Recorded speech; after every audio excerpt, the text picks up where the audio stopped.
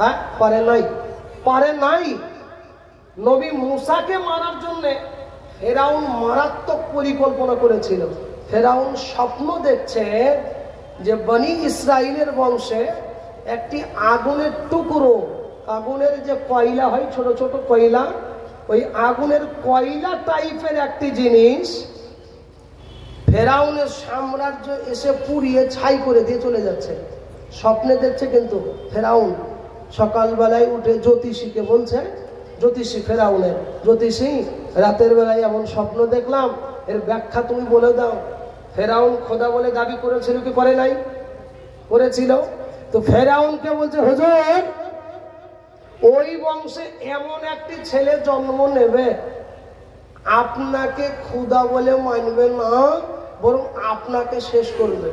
ফেরাউন বলছে, বললিস কি রে? বলছে হ্যাঁ। বলছে এক কাজ কর, বনি ইসরাইলের বংশে যত অন্তঃসত্ত্বা মহিলা আছে, প্রেগনেন্সি মহিলা, যে সমস্ত মেয়েদের পেটে বাচ্চা আছে, যেদিন হবে সেই দিন মারবে। এই হবে আর মারবে, এই করতে করতে আপনার মাসুম বাচ্চা হাজার হাজার শেষ হয়েছিল, তারপরও নবী মুসা শেষ করতে পারে নাই। শেষ হয়েছিল না। এই করতে করতে বনি ইসরাইলদের বংশের লোকগুলো আপনার নোংরামো কাজ, নোংরা বলতে গেলে নিম্ন পর্যায়ের কাজ, পায়খানা সাফ করে তাদের কি বলেন? মেথর বলেন। এই মেথরি কাজ এই ফেরাউনের সাম্রাজ্যে ওই বনি ইসরাইলের বংশের লোক করত। হঠাৎ করে মন্ত্রীরা ফেরাউনকে বলছে, জাহাপানা আপনি যা শুরু করেছেন শেষ পর্যন্ত আমাদেরকে পায়খানা সাফ করতে হবে। বুঝে কেন? ওই যে আপনি সব তো বাচ্চাদের মেরে দিচ্ছেন, আর যারা পায়খানা সাফ করছে তারা বুড়া হয়ে তো মরে যাবে, তো তাদের কিছু বাঁচিয়ে রাখুন। ফেরাউন বলছে 1 বছর বাঁচিয়ে রাখবে, 1 বছর মারবে। কি বললো? বলছে 1 বছর বাঁচিয়ে রাখবে আর 1 বছর মারবে। ধরুন 2024 চলছে, 2024-এর যত বাচ্চা হবে সব মেরে ফেলবে, আর 2025-এর বাচ্চাগুলো বাঁচিয়ে রাখবে, মানে ওরা ম্যাথরি কাজ করবে। আবার 2026-এ মারবে। আল্লাহ বলছে তুই যে বছরে মারবে আমি সেই বছরেই পাঠাবো। তোর বলুন সুবহানাল্লাহ। কিন্তু যতই হোক মায়ের জান। নবী মুসা আলাইহিস সালাতু ওয়াস সালাম যখন জন্মগ্রহণ, লম্বা ওয়াকিয়া, মেন আমি ভূমিকা স্বরূপ মেন আলোচনাটুকু করব। নবী মুসা আলাইহিস সালাতু ওয়াস সালাম যিনি জন্মগ্রহণ করলেন, জন্মগ্রহণ করার পরে ওনার মা পেরেশানে পড়ে গিয়েছেন। ওগো আমার ভাইজান, ওগো আমার আব্বা জান, একটু মনোযোগ দিয়ে শুনুন। নবী মুসা আলাইহিস সালাতু ওয়াস সালাম বাবা একদিন যেই দিন জন্মগ্রহণ করলেন, নবী মুসার মা আল্লাহর কাছে দোয়া করে, মালিক গো আল্লাহ, আমি আপনার বান্দি, আমার বেটা মুসার হেফাজতের দায়িত্ব আল্লাহ তুমি নিয়ে নিও। বলে বান্দি রে, ও আমার বান্দি তুই একটি কথা শুনে নে। ও আমার বান্দি শোনো, তুমি আমার কথা শোনো, তোমার বেটার তুমি চিন্তা করো না, আমি আল্লাহ পাক হেফাজতের দায়িত্ব নিলাম। বান্দি আমার নবী মুসার জন্য কোনো চিন্তা করবি না, তুই সুন্দর করে একটি কাঠের বাক্স তৈরি করবি, ওই কাঠের বাক্স করে আমার নবীকে সাগরের উপর দিকে ভাসিয়ে দিবি। আচ্ছা বলেন, যতই হোক সে তো দুধের বাচ্চা, কোন মহিলা কি পারবে, কোন মেয়ে পারবে যে দুধের বাচ্চাকে সাগরের উপর দিয়ে ভাসিয়ে দিতে পারবে? জি, কেউ পারবে না। কিন্তু এই অর্ডারটি কার? আল্লাহর অর্ডার। তো নবী মুসা আলাইহিস সালাতু ওয়াস সালাম ইনার জন্য এদিকে ফেরাউন কিন্তু ঘোষণাও দিয়েছিল, যদি কেউ ওই বেটার খোঁজ দিতে পারে তাকে আমি বহু মালে পুরস্কারে পুরস্কৃত করব। এই পুরস্কারের লোভে সবাই খুঁজে বেড়ায় যে এই যে বছরে মারের পরিকল্পনা, ওই বছরে কার কোথায় বাচ্চা আছে, লুকিয়ে রাখলো নাকি। ওগো আমার ভাইজান, নবী মুসা আলাইহিস সালাতু ওয়াস সালামের মা উনি কাঠ মিস্ত্রির কাছে গেলেন, মিস্ত্রির কাছে গেল, ওগো ভাই আমি আপনার কাছে আসলাম একটি কাঠের বাক্স তৈরি করার জন্য। বলে কেমন সাইজের বাক্স দরকার বলো? বলে ভাই রে এমন সাইজের একটি বাক্স দাও। এমন সাইজের বাক্স কি হবে বল একবার বলো। বলে ওগো আমার ভাইজান, আমার একটি বেটা রয়েছে, বেটাকে আমি সুন্দর করে বাঁচিয়ে দেবো। ওই ব্যক্তি চিন্তা করে আমাদের জায়গাপালা বলেছিল সেই বেটা মনে হয় লুকিয়ে রাখবে, ওই বেটাকে ভাসিয়ে দেবে। ও ভাই, ও গো আসামের আব্বা, আমি আপনাদের বলবো, ও গো ভাইজান আমি আপনাদের বলবো, ওই নবী মুসার জন্য ওই দারোয়ানের সামনে হাজির হইবে। ওই কাঠমিস্ত্রি মনে মনে চিন্তা করে আমি যদি আমার বাদশার কাছে চলে যাই, যদি বাদশার কাছে যাই, আমার বাদশার কাছে বেটার যদি খোঁজ দিতে পারি, হয়তো আমি সেই পুরস্কার পাবো।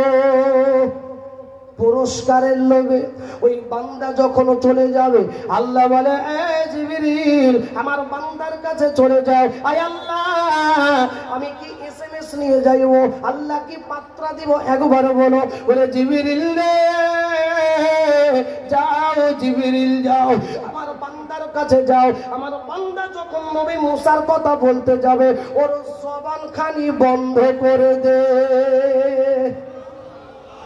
সুবহানাল্লাহ জোরে বললে গুনাহ হবে। আপনাদের আসামের লোকের গুনাহ হবে নাকি? সুবহানাল্লাহ বললে গুনাহ হয়? একটু আওয়াজ দিয়ে বলবেন জি, বলুন ইনশাআল্লাহ। নবী মুসার কথা বলতে যাচ্ছে কে? এই কাঠ মিস্ত্রি। এই কাঠের মিস্ত্রি যখন নবী মুসার কথা বলতে যাচ্ছে, দারোয়ানের সামনে হাজির। দারোয়ানের সামনে যখন হাজির, বাবা দারোয়ান ভাই গো, আমাদের বাদশার সঙ্গে একটু আলোচনা আছে, কথোপকথন আছে। বলে কি কথা একবার বলো। বলে দারোয়ান ভাই একবার আমি বাদশার কাছে যাইব, তোরে কইব না, আমি তোরে কিছু বলবো না। বলে ঠিক আছে অল্প সময়ের মধ্যে যাও। বলে ও জিবরিল আমার চিটিং বাজু বান্দার কাছে যাও, আমার বান্দার কাছে গিয়া আমার ওই চিটিং বাজু বান্দার জবান কেড়ে নিবি। নবী মুসার কথা যখন বলতে গেল, আমার আল্লাহর কুদরতে তার জবান কানি কেড়ে নিল। বলুন এই ক্ষমতার মালিক কে? আল্লাহ। কুদরতের মালিক কে? আল্লাহ। আল্লাহ তুমি জাল্লা জালালো, আল্লাহ আল্লাহ তুমি জাল্লা জালালো। কুদরতের মালিক তোমার কোনো শেষ নাই, আল্লাহ আল্লাহ তুমি জাল্লা জালালো। কুদরতের মালিক তিনি সেই আল্লাহ। বাবা ও আমার ভাই জানো, যখন জবানকারী বন্ধ করে দেওয়া, ইশারা ইঙ্গিতে কোনো দিক দিয়ে বুঝাইতে পারলো না, ফেরাউন তার মন্ত্রীকে বলল, ওরা আমার মন্ত্রী শোনো, এই তার কাটা মাল যদি আমার সামনে থাকে ওর গরদান রাখব না। কথা বুঝেন না? যেই বলেছে নবী মুসার কথা বলতে যাবে, আল্লাহর কুদরতে তার জবান কেড়ে নিয়েছে। ফেরাউন বলছে এই তার কাটা মাল যেন আমার এখান থেকে হাঁটা। ফেরাউনের সামনে গিয়ে ইশারা ইঙ্গিতে কোনো দিক দিয়ে যখন বুঝাইতে পারলো না, ওই বান্দা বলছে আমার তো জীবনে এরকম জবান বন্ধ হয় নাই, আজ কেন হঠাৎ এমন হচ্ছে? আল্লাহ বলছে তুই তো জীবনে নবী মুসার কথা বলতে যাস নাই, তা আজ কেন বলতে গেলি? তা আজকে বলতে গেলি তো তোর জবানটাও চলে গেল। কথা বুঝেন নাই? যে ওই বান্দা দারোয়ানের সামনে হাজির, মানে গেটের বাইরে বার হয়েছে, আবার তার জবানে কথা ফুটে গিয়েছে। জোরে বলুন সুবহানাল্লাহ।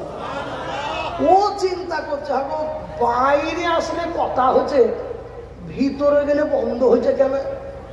আল্লাহ বলছে তুই যদি 100 বার ভিতরে যাস তো তোর 100 বার জবান কেড়ে নেব। ক্ষমতার মালিক আল্লাহ। আমি ওই দিন আগে বললাম, রাখে আল্লাহ, মারে কার? মারে আল্লাহ, রাখে কে? আল্লাহ চান যে বাঁচিয়ে রাখবে। ওগো আমার ভাই জানো, ওই চিটিং বাজ বান্দা বাবা আবার দ্বিতীয়বার ঢুকে গেল। দ্বিতীয়বার যখন ঢুকলো, আবার জবান কানে কেড়ে নিল। বলে বান্দা রে আয়, বান্দা আয়, তুই আমার কাছে যদি আবার তৃতীয়বার ঢুকিস, আমি তোর গর্দান কেটে নিব। ওরে ভাই রে, ওই চিটিং বাজ বান্দা মনে মনে ভাবে আমার বাক্স যদি বানিয়ে দিতে পারি, আমার বেটার সুন্দর খাবার নিতে আমি পারবো। আমার বাক্স যদি বানাইতে পারি, আমার টাকা পয়সা পাইব। টাকার লোভে নবী মুসার মায়ের সামনে হাজির। দরদি বলে আমি তোমার সামনে হাজির হইলাম, বলো বোন বলো তুমি কেমন সাইজের বাক্স চাও? বলি এমন সাইজের বাক্স। ও ভাই জান, নবী মুসার জন্য যখন বাক্স তৈরি করা হয়ে গেল, বাক্স যখন ঘরে নিয়ে যাবে, এবার ঘরের মধ্যে বেটি মারিয়াম, নবী মুসার বোন মারিয়াম বসে, বেটি রে শোনো, বেটি শোনো, আমার আল্লাহর অর্ডারে বেটাকে ভাসিয়ে দেব, কিন্তু বেটি তোমাকে আমি একটা কথা বলি, আমার বেটা যেদিকে যেদিকে ভাসতে ভাসতে যাবে, ওর পিছু পিছু তুমি বেটি চলে যাবে, একা ছাড়বো না, তুমি যাইবে। বেটি মারিয়ামকে শিখিয়ে দিচ্ছে, যতই হোক অর্ডার তো আল্লাহর, না কি বলেন, অর্ডার আল্লাহ। নবী মুসা আলাইহিস সালাম ইনাকে যখন ভাসিয়ে দেবে লোহিত সাগরের উপর দিয়ে ভাসতে ভাসতে যাচ্ছে, বেটি মারিয়াম পিছে পিছে, আল্লাহ পাক বলছে তুই ভাসিয়ে দিবি। বলেন নবী মুসা আলাইহিস সালাম, নবী মুসার মা কার ভয়ে আল্লাহ পাকের অর্ডার, আল্লাহ পাকের তো ভয়ে আল্লাহ পাকের আদেশ শুনেছিলেন, কিন্তু মারতে চেয়েছিল কে? হ্যাঁ, ফেরাউন। আল্লাহ বলছে জিবরিল আমার নবী মুসাকে ওই কাঠের বাক্স নিজ হাতে একেবারে ফেরাউনের ঘাটের সামনে দাঁড় করিয়ে দিবি। জোরে বলুন, কুদরতের মালিক আল্লাহ। একবারে ফেরাউনের ঘাটের সামনে। স্বামী স্ত্রী আলোচনা, স্বামী স্ত্রী গল্প হয়তো মিঠা মিঠা কথা হয়, সেই রকম। আচ্ছা আপনাদের বলি, আপনারা জানেন কি দেখি, ফেরাউন বড়, ছোট বলে ভুল হবে, বড় মাপের কাফের। ও এত বড় কাফের আল্লাহর মাটি পর্যন্ত স্পর্শ করে নাই, মিশরের জাদুঘরে এখন আছে, মাটি পর্যন্ত স্পর্শ করে না। ওই জন্য বলে না, কোটি টাকার মালিক দেখো অভাব হয় না দূর, গরিব ঘুমাই আরাম করে মনটা বাহাদুর। ফেরাউনের লাশটা দেখো মিশর জাদু ঘরে, খাই না মাটি পোকা মাছি সবাই ঘৃণা করে। ঘৃণা করে কি করে না? মাটি স্পর্শ করে নাই। তো সেই ফেরাউনের বিবি আসিয়া জান্নাতে যাবে কি যাবে না? যাবে, যাবে নাকি? যাবে না বলছেন নাকি? যাবে। আচ্ছা একটু ব্রেনের এই কথাটা নিয়ে ভাবুন দেখি, ফেরাউন এত বড় কাফের আর এর বিবি জান্নাতে, ব্যাপারটা তো বুঝে আসলো না। কাফেরের স্ত্রী হয়ে জান্নাতের, খালি জান্নাতি নয়, আল্লাহ পাক দুনিয়াতে থেকে জান্নাত দুই চোখ আল্লাহ পাক দেখিয়েছিলেন। জোরে বলুন সুবহানাল্লাহ। এই ফেরাউনের ভয়ে যখন আপনার বেটিকে পিছনে পিছনে পাঠিয়ে দিয়েছে, ওগো আমার ভাই জানো, নবী মুসা আলাইহিস সালাম বাবা এত সুন্দর চেহারা, এত সুন্দর নাকনার ছায়া, ও ভাই কাঠের বাক্সখানি একেবারে দাঁড়াই ভিতর দাঁড়া ফেরাউনের ঘাটের সামনে। এবার স্বামী স্ত্রী আলোচনা করে, বিবি আসিয়া স্বামীকে বলে, স্বামী গো একবার নতুন বাক্সটা একবার তুলে দেখুন, কাঠের বাক্সটা ওই একবার তুলে দেখুন। যতই হোক বিবির কথা, স্বামী স্ত্রীর কথা, আমরা অনেক জায়গায় প্রধান বক্তা, কি বুঝলেন, আপনাদের দিকে মুখ্য অতিথি বলেন, আমরা বলি প্রধান বক্তা। এক দেশের বলি অন্য দেশের গালি, কথাতে আছে। আমার যদি কোনো ভাষা বুঝতে অসুবিধা হয়, শামসুল ভাই আছেন একটু বুঝিয়ে দিবেন, আবার আপনাদেরও ভাষা আমি একটু শিখে নেব। যাই হোক, তা আমি আপনাদের যেটা বলতে যাচ্ছিলাম, নবী মুসা আলাইহিস সালামকে যে কাঠের বাক্স ভাসিয়ে দিয়েছে, তো বিবি মানে বিবি আসিয়া বলছেন ফেরাউনকে, স্বামী একবার কাঠের বাক্সটা তুলে দেখেন দেখি। কাঠের বাক্সটা তুলেন। বুঝে কিসের জন্য তুলতে যাবো গো, কাঠের বাক্স কেন তুলো? বুঝে না একবার তুলে দেখেন। আমরা প্রধান বক্তা বাইরে হলে কি হবে, আমাদের ঘরে একটা প্রধান বক্তা বসে আছে, কথা বুঝেন নাই? কি বলতে যাচ্ছি বুঝেন নাই? ঘরে প্রধান বক্তা বাড়িওয়ালি, বুঝেছেন? তো এই বিবি আসিয়ার কথা শুনে দ্বিতীয় বুঝে না একবার তুলে দেখেন না। বলেন এই বাক্সের ভিতরে কে আছে? কে? বাচ্চাটি কে? নবী মুসা। আর এই ফেরাউন কাকে মারতে চাই? ওই নবী মুসাকেই মারতে চাই। কাঠের বাক্স তোলা হয়ে গেল বাবা। কাঠের বাক্স যখন হাতে নেওয়া, স্বামী গো একবার নিজে হাতে খোলন, স্বামী গো একবার নিজে হাতে খোলন। বিবি রে আমি তোর কথাই উঠাইলাম, তুই একবারও খুলে দেখ। যখন খুলে নিল, এত সুন্দর চেহারা, নবী মুসাকে বিবি আসিয়া খুলে তুলে নিল। বলে বিবি রে বেটা আমার দুশমন, আমার ভয়ে হয়তো তার মা ভাসিয়ে দিয়েছে, এই বেটা আমার দুশমন। বিবি আসিয়া, মেয়েদের বুদ্ধি নাই বলাটা ভুল হবে বাপ, মেয়েদের এমন এমন জায়গায় বুদ্ধি দেয়, ও আপনারা আমাদের পুরুষদের বুদ্ধি আমার আপনার কান কেটে নিয়ে চলে যাবে। হ্যাঁ, কান কেটে নিয়ে চলে যাবে। তো বিবি আসিয়া বলছে, গো আপনি জানলেন যে আমাদের তো কোনো বেটা নাই, যা কাজ করুন, আপনি বাদশাহ মানুষ, তো একে আমরা নিজের ছেলে হিসাবে নাই লালিত পালিত করবো, বেটা হিসাবে মানুষ করব, তা কাজ করলে কেমন হয়, চলুন নিয়ে যাই। যে পরে ছেলে ঘরে কেন তুলবি রে, যে চলো না একবার নিয়ে যাই, চলে দেখো না বেটা বলে মানুষ করব, ঠিক আছে চল, তোর কথা রাজি হয়ে গেল। জোরে বলুন সুবহানাল্লাহ। মারতে চাই নবী মুসাকে, আল্লাহ বলছে তুই যে বছরে মারবি সেই বছরে আমি তো পাঠাইবো, আর খালি পাঠাইবো না, ওই বছরেই তোর ঘরে মানুষ করবো। জোরে বলুন। আল্লাহ পাকের কুদরত দেখুন, এখনো শেষ হয় নাই, আগে আগে দেখেন হোতা হে কি হা। আগে আগে দেখুন নবী মুসাকে যখন নিয়ে গেল, ফেরাউন মারতে চাইল, বলুন বাচ্চা ছেলে যদি ক্ষুধা লাগে তো কান্না করবে তো নাকি, না আসামের ছেলেরা হাসে কান্না করবে, তাই তো জি কান্না করবে। এবার বাচ্চা ছেলে নবী মুসা ক্ষুধা পেয়েছে, কান্না করছে। ফেরাউন বলছে, আরে বিরাট ব্যাপার, তাহলে আমার এই ব্যাটারি স্তন্যকে পান করাইবে। ফেরাউন তার মন্ত্রীদেরকে বলছে, এই মন্ত্রী জি জাহাপানা বলিয়ে, আপনি বলুন তুই যা যে মহিলাকে ধরে আনতে পারবি আমার সামনে নিয়ে আয়, যে মহিলা আমার বেটাকে স্তন্য পান করাইতে পারবে তার আমি সারা জীবনের দায়িত্ব তো নিব, আবার সে যা চাইবে আমি তাই দেব। আল্লাহ বলছে তুই মারবি, এখন তুই বাঁচাবি, দেখ সুবহানাল্লাহ বলবেন না। এক নয় দুই নয়, শত শত মহিলা নবী মুসার জন্য এক জায়গায় জমা হয়ে গেল। ও ভাই, একজন মহিলা কোলে তুলে নিল, কপালে চুম্বন দেয়, ঠোঁটে চুম্বন দেয়, গালে চুম্বন দেয়। নবী মুসার মুখখানা স্তম্ভে যখন লাগাইতে যাবে, আল্লাহ বলে হ্যাঁ মুসা। নবী বলে কি হলো? আল্লাহ বলে মুসা রে, তুই একজনের স্তন্য পান করবি না। একজনও পাইল না। আল্লাহ যখন কেউ পাইল না, ফেরাউন বলছে এই মেয়েদের এক জায়গায় কর, এই মহিলাগুলোর আগে গর্দান কাট। মেয়েগুলো ভাবছে গো আমাদের স্তন্যপান করছে না, তো আমাদের কোনো দোষ নাই, আমরা কি করব? আল্লাহ বলছে ফেরাউন তোর মাথায় গোবর ছাড়া কিছু নয়, গোবর গোবর বলেন তো, গোবর ছাড়া কিছু নয়, তুই আগে আগে দেখ। মহিলাগুলো খুব পেরেশান, ভিড় সরিয়ে বেটি মারিয়াম হাজির।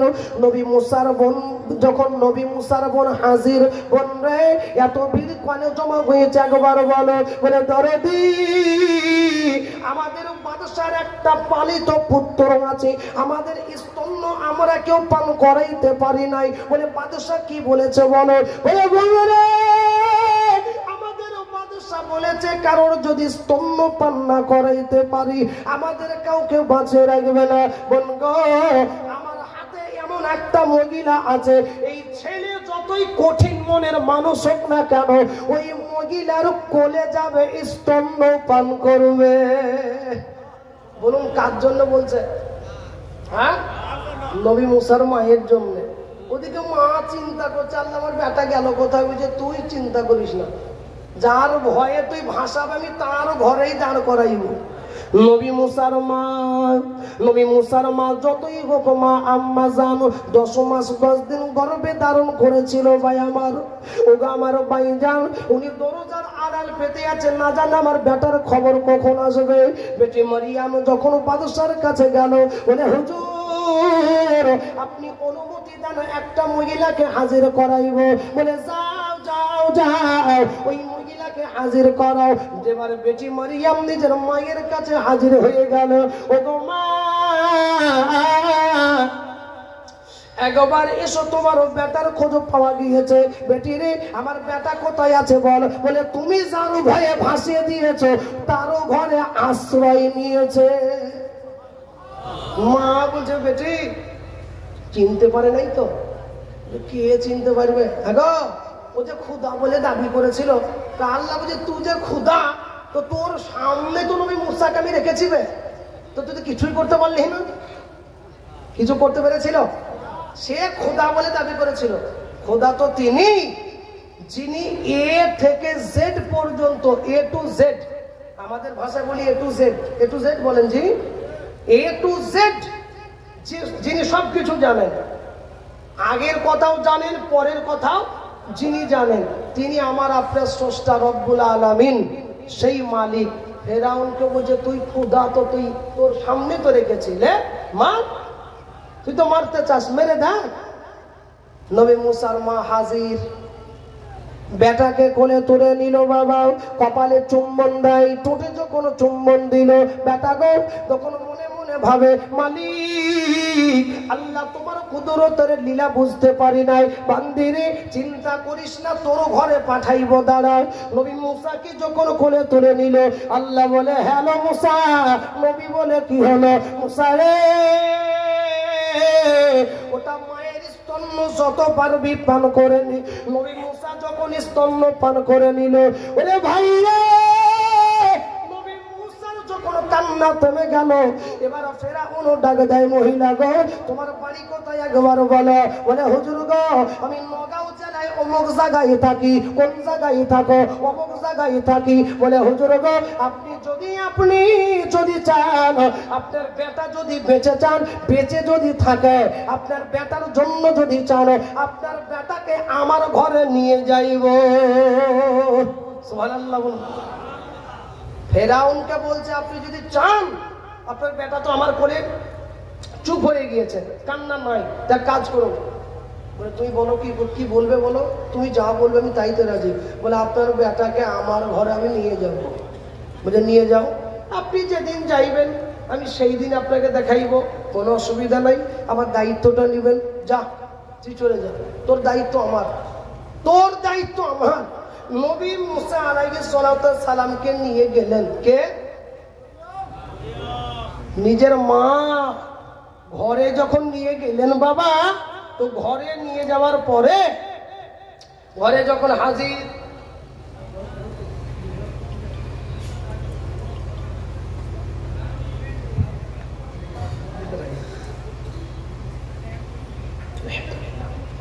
নবী মুসা আলাইহিস সালামের মা ঘরে নিয়ে গেলেন।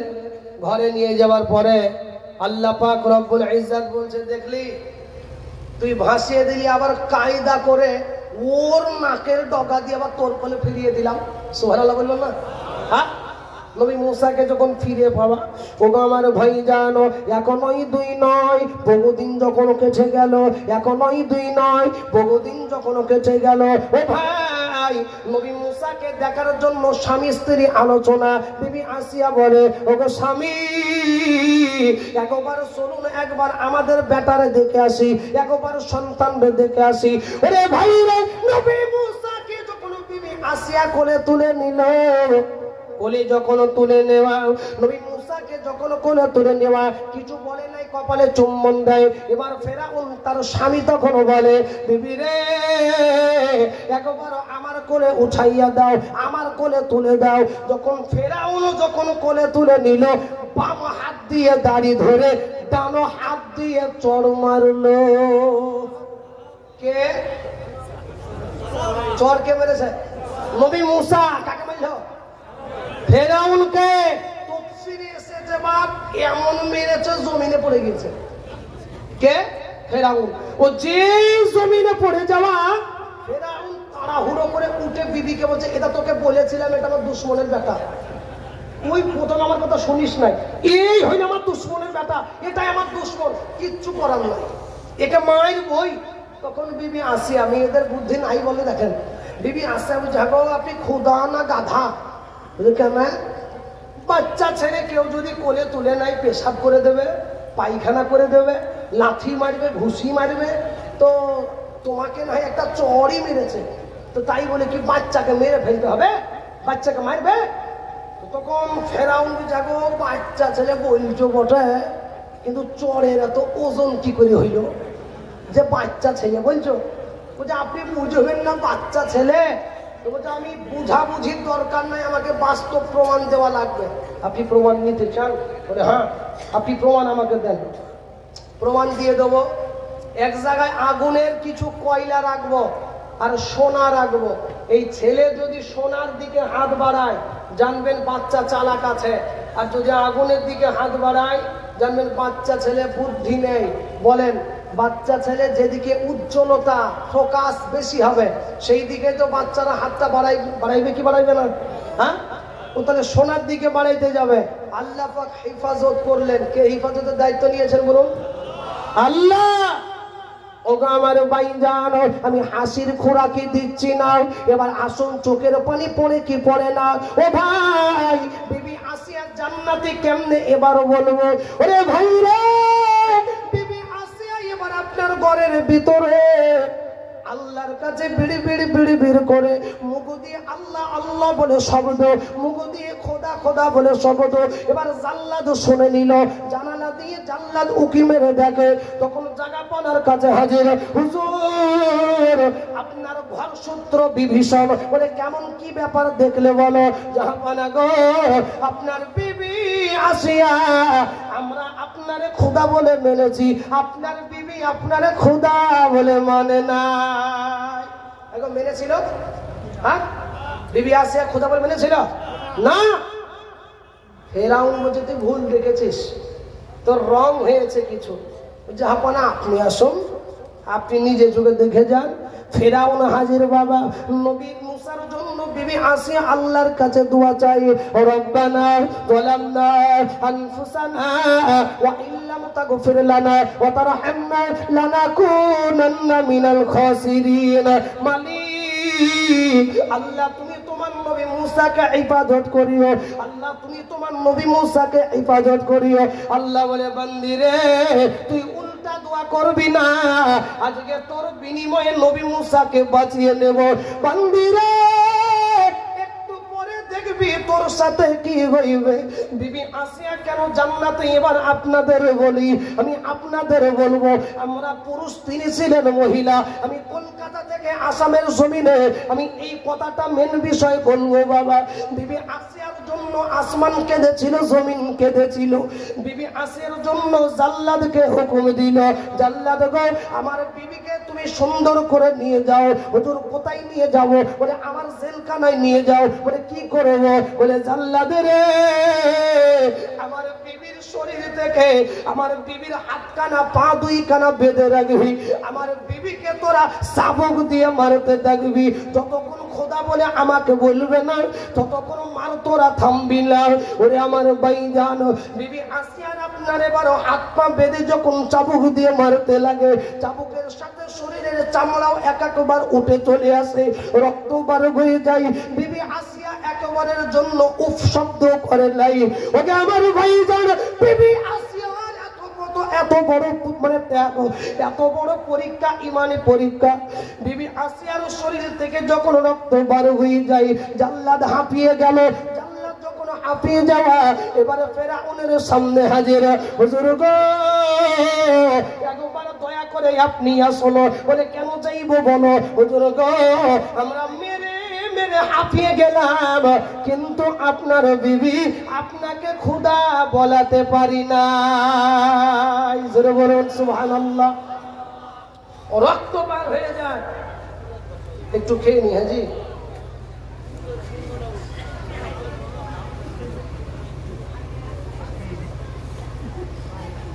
আমার শরীর বডি অ্যাঙ্গেল দেখছেন না, বডি ল্যাঙ্গুয়েজ। বাজাজ প্লাটিনা দেখে মনে হচ্ছে না? হ্যাঁ, কি মনে হচ্ছে? বাজাজ প্লাটিনা মোটর বাইক আছে। হ্যাঁ, এ বাবা, বাজাজ প্লাটিনা দেখলে হবে না, আল্লাহ ইঞ্জিন দিয়েছে বলেছে। একটু পরে যখন গজল আমি চেঁচিয়ে বলবো তো দেখবেন কান ধরতে হবে। গতকাল ছিল আপনাদের ধুবুরি ডিস্ট্রিক্ট, ওটা দেখেছি ধুবুরিতে, গৌরীপুর থানা, ওখানে 4.25 ঘন্টা বকেছি গতকালকে। তা আপনারা আমার জন্য দোয়া রাখবেন, আল্লাহ পাক যতটা বলিয়ে নেয় আমাকে আপনাকে সকলকে যেন আমল করার তৌফিক দেয়। জোরে বলুন আমিন। তো নবী মুসার জন্য বিবি আসিয়ার কত বড় ইমানি পরীক্ষা। বিবি আসিয়াকে জাল্লাদ মারতে মারতে মারতে মারতে জাল্লাদ হাঁপিয়ে গেল, কিন্তু বিবি আসিয়া হাঁপাই নাই। জোরে বলুন। বিবি আসিয়ার সামনে এবার ফেরাউন গেল। ওগো আমার অর্ধাঙ্গিনী, ওগো আমার প্রাণের বিবি, বিবি রে একবার আমাকে খোদা বলে মেনে নাও, আমি তোমায় কিছু বলবো না বিবি গো, আমি তোমায় ভালোবাসি, আমি তোমাকে মোহাব্বত করি, একবার আমাকে খোদা বলে মেনে নাও। বলে স্বামী গো, আমি উনাকেই খোদা বলে মেনেছি যিনি আপনাকে তৈরি করেছেন, যিনি আমাকে তৈরি করেছেন। স্বামী, আমি স্বামী হিসাবেই মানবো, আমি আল্লাহ খোদা হিসাবে মানবো না। জোরে বলুন সুবহানাল্লাহ। বিবি আসিয়ার এই আপনার গরম মিজাজের কথা শুনে এবার আসুন, এবার 10টা মিনিট মনোযোগ দেন। ওগো আমার ভাইজান, বিবি আসিয়ার জন্য জল্লাদকে নতুন ঘোষণা দিল, জল্লাদ রে আমার বিবির শরীর থেকে পোশাকখানি খুলে নাও, আমার বিবির পোশাকখানি খুলে উলঙ্গ করে দাও, আমার বিবির শরীর উলঙ্গ করে আমার বিবিকে লম্বা লম্বা রড, রড বুঝেন তো, হ্যাঁ দেখবেন কামার শালা আছে, কামার এই যে আপনার ওই লোহা, আমরা বলি কামার শালা, আপনারা কি বলেন জানি না, হ্যাঁ খালি কামার বলেন।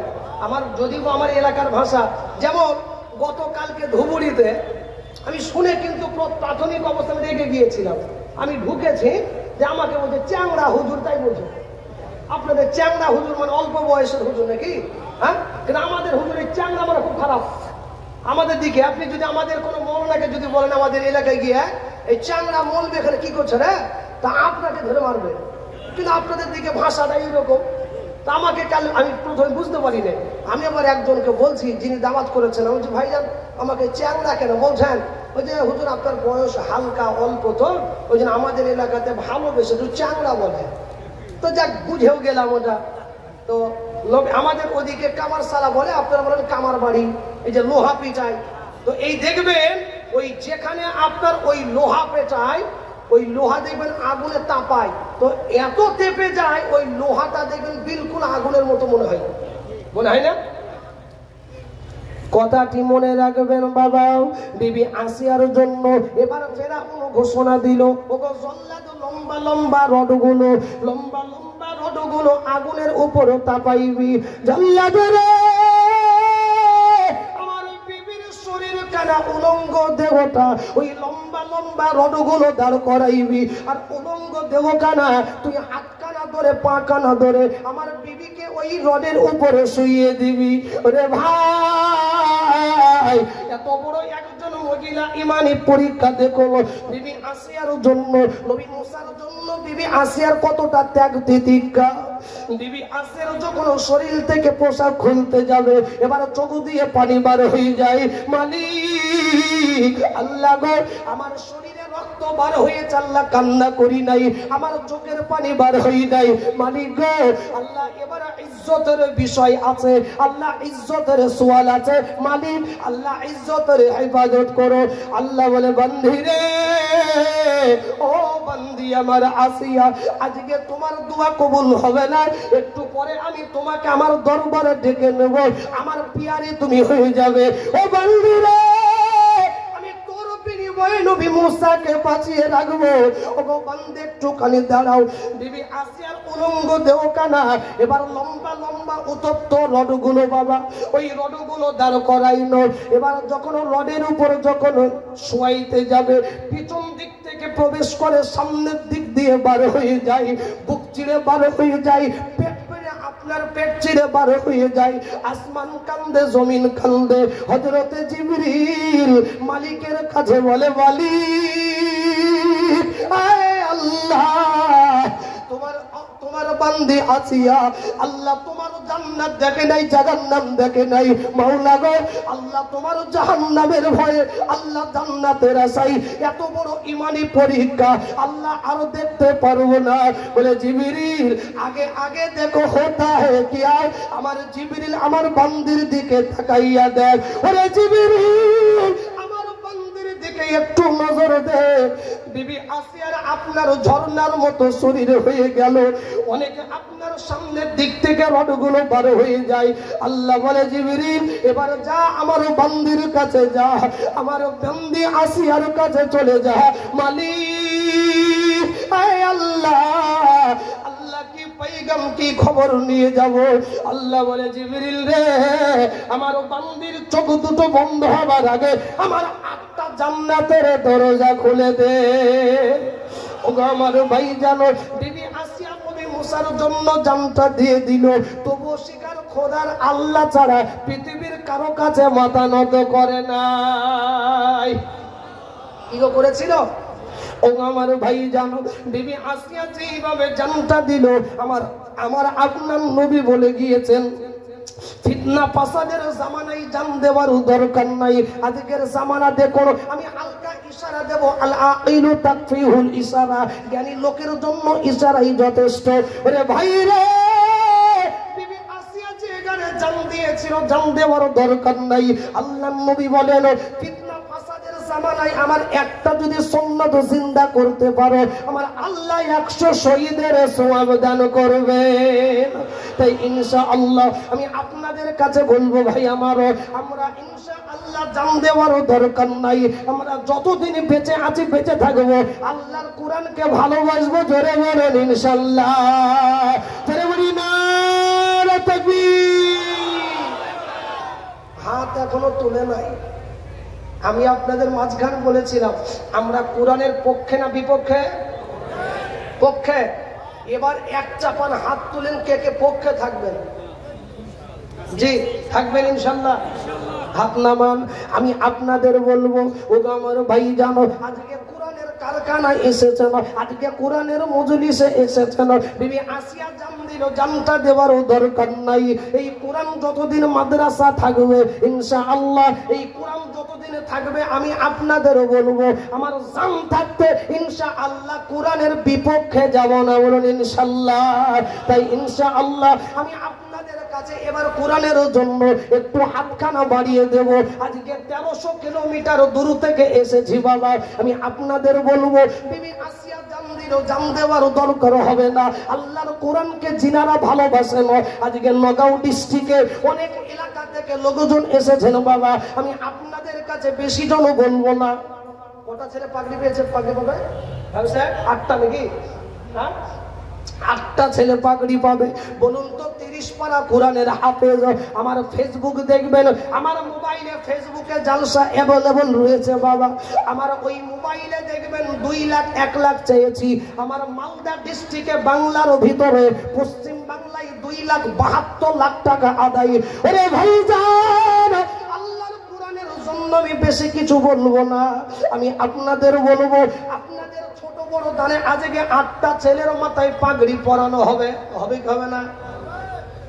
তার আগে বলি, ইবলিস শয়তান আপনারা দেখেছেন? ইবলিস নাম শুনেছি মৌলানাদের মুখে, তাই না? বলেন দেখেছেন কি আপনারা? কথা বলে না, দেখেছেন? দেখেননি? আজকে দেখবেন, আজকে দেখবেন। হ্যাঁ, নবীজি বলছেন যখন ভালো কাজ শুরু হবে, যে শুরু করবে ওর পরে যারা ভালো কাজে হাত রাখবে, সব নেকি যে শুরু করেছে তার ঘাড়ে চাপানো হবে। আর এখন আমি কোরআনের জন্য কিছু আপনাদের কাছে হাতটা পাতবো কোরআনের জন্য। এখন যে উঠে চলে যাবে জানবেন ইবলিসের চাইতো ভালো। আমার কথা বুঝেন নাই?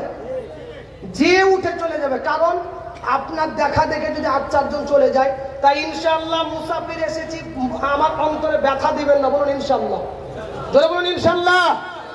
তা আমি আপনাদের বলি, দেখুন বাড়িতে আমাদের খাবার একটু আলাদা হয়।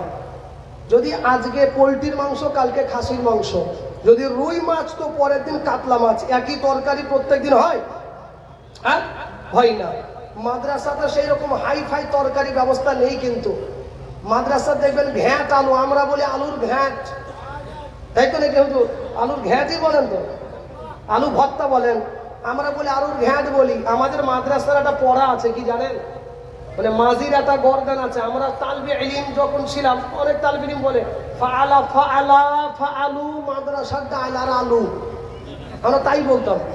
মানে একটু ছাত্র জামানায় আর কি। মাদ্রাসার ডাল, মাদ্রাসার ডাল আমরা তালবিলিরা বলতাম যে মাদ্রাসার ডালে ওযু করা জায়েজ আছে। মানে এত পাতলা ডাল, কত ঘন ডাল কোথায় পাইবে? এই যে 100 ছেলে আপনি দিচ্ছেন 1000, কেউ দিচ্ছে 2000, এই করে সারা বছর চালাতে হচ্ছে। তা আমি আপনাদের বলবো ইনশাআল্লাহ এই 8টি ছেলে মাথায় পাগড়ি পাবে। ওই 8টি ছেলে একটা বছরে মাদ্রাসায় কন্টিনিউ ভাবে 9 মাস মাদ্রাসা ঠিকঠাক চলে।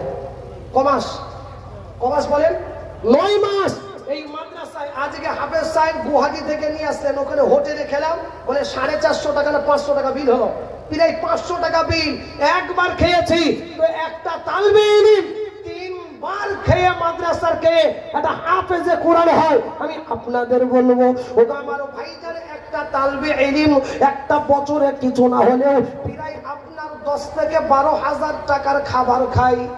কত বললাম? এবার মুখ খুলবে না, কারণ মুখ খুলে টাকা থাকবে নাকি, তাই ভাবছেন? কত বললাম?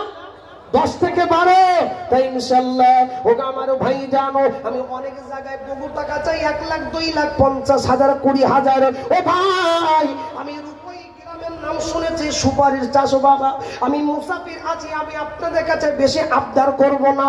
এই নগাঁও ডিস্ট্রিক্টের ভিতরে, এই নগাঁও জেলার ভিতরে আমি 8টা ছেলে যিনি যারা কোরআনের হাফেজ হবে, এই কোরআনের হাফেজদের মাথায় হাতে রাখবো। ওরে ভাই রে, কিয়ামতের দিনে হাফেজদের সাথে জান্নাতে যাব কি যাব না? কে কে যাবেন হাত তুলেন। তাই ইনশাআল্লাহ হাত নামানো। আমি আল্লাহ তুমি কবুল করে নাও, জোরে বলুন আমিন।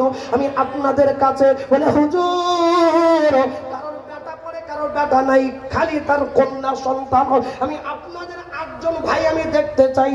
আমি মুসাফির আলাদা আছি, দোয়া করে দেব ইনশাআল্লাহ। বলুন একটা তালবে ইলম, একটা যে হাফেজ হলো, একটা বছরের খাবার মাত্র 12,000 টাকা। একবার তাকবীর দিব। একজন ইনশাআল্লাহ হিম্মত নিয়ে বলবেন হুজুর গো আমি ইনশাআল্লাহ আজকে এই 8টা ছেলে তালবে ইলম হাফেজের পাগড়ি পাবে। একটা হাফেজ সাহেবের দায়িত্ব নিলাম, জোরে বলুন ইনশাআল্লাহ। আমি বেশি চাইবো না, 20,000 বলবো না, 12,000 টাকা। এই এই এই চাদর লাগে গো বাপ জামান জি। ও জি যান, আলহামদুলিল্লাহ বলে যাবে জি। এই দেখেন মাঝে মাঝে আপনি জান অসুবিধা নেই জি, তাহলে অসুবিধা হয়ে যাবে এখানে আবার। কি বলছেন গো? কেউ ইনশাআল্লাহ উঠবেন না, জোর ইনশাআল্লাহ। আমি আপনাদের বলবো, প্রথমে বলেছিলাম শামসুল ভাইকে ভাই 20,000 করে চাই নাকি, কিন্তু না, আমি আপনাদের কাছে 20,000 বলবো না ইনশাআল্লাহ। একবার তাকবীর দিব। একটা হাফেজের দায়িত্ব 1 বছরের খাবার মাত্র 12,000 টাকা।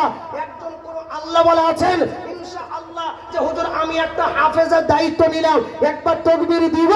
একটা হিম্মত নিয়ে আল্লাহকে সাক্ষী রেখে ইনশাআল্লাহ হাতটা উঁচু করে বলবেন ইনশাআল্লাহ আমি দেব 12,000। যদি বলি নারে তাকবীর, একজন ইনশাআল্লাহ বলুন হাতটা উঁচু করে। একটা হাফেজের দায়িত্ব একজন বলুন ইনশাআল্লাহ। আজকে সেই সৌভাগ্যবান ব্যক্তি তিনি হবেন যিনি ইনশাআল্লাহ হুজুর জান আছে মাল নাই, আজকে 5,000 দিলাম, বাকি 7,000 পরে দিব। আজকে 2,000, বাকি 10,000 পরে। 1 দিন 2 দিন 1 সপ্তাহ 1 মাস 2 মাস পরে দিব। ও ভাই আসুন তো কোরআনের হাফেজদের মাথায় হাত দিলে বলা এই নগাঁও জেলাতে আমি ইনশাআল্লাহ 8 জনকে দেখব। তিনি হবে ভাগ্যবান যিনি 1 নম্বরের নামটা লিখাবেন। ইসলামের খুঁটে কয়টি? হ্যাঁ 5টি ইনশাআল্লাহ। নাম্বার 1 এ বলুন ইনশাআল্লাহ আমি দেব 8,000 নয় 12,000 টাকা। একটা ছেলের দায়িত্ব নিলাম, জোরে বলুন ইনশাআল্লাহ। একজন ইনশাআল্লাহ, একজন বলুন হাতটা উঁচু করে হুজুর জান আছে মাল নাই, আস্তে আস্তে আস্তে আস্তে দিব ইনশাআল্লাহ। মাদ্রাসার কমিটি যিনারা দায়িত্ব আছেন, ডানে বামে সামনে পিছনে যিনারা বসে আছেন দাঁড়িয়ে আছেন ইনশাআল্লাহ, বাইরে ঠিকাদারি করেন, এক্স আর্মি আছেন, রিটায়ারমেন্ট আছেন ইনশাআল্লাহ, মাত্র বলুন 12,000 টাকা একটা হাফেজের পাগড়ি। একটা হাফেজদের জন্য 1 বছরের খোরাকি মাত্র 12,000 টাকা। একজন ইনশাআল্লাহ হাত তুলুন, হিম্মত নিয়ে বলুন ইনশাআল্লাহ জি। এই দেখেন, ওই দেখেন দুটো। আপনার কি নাম? ওয়াহিদুজ্জামান ভাই। ভাই 1300 কিলো হুজুর, আগে নগদ দিব হুজুর, থামেন, কিছু নগদ দিবেন না জি। হ্যাঁ এই দেখেন, আসুন মুসাফা করবেন ইনশাআল্লাহ। এইদিকে পারলে একটু কষ্ট করে আসবেন। আলহামদুলিল্লাহ ওয়াহিদুজ্জামান ভাই উনি বলছেন আমি একটা হাফেজের দায়িত্ব নিলাম, যদি বলি না আল্লাহু আকবার। আসতে কেন হইল মা আগো 12,000 কি আপনাদের চলে গেল নাকি? যদি বলি না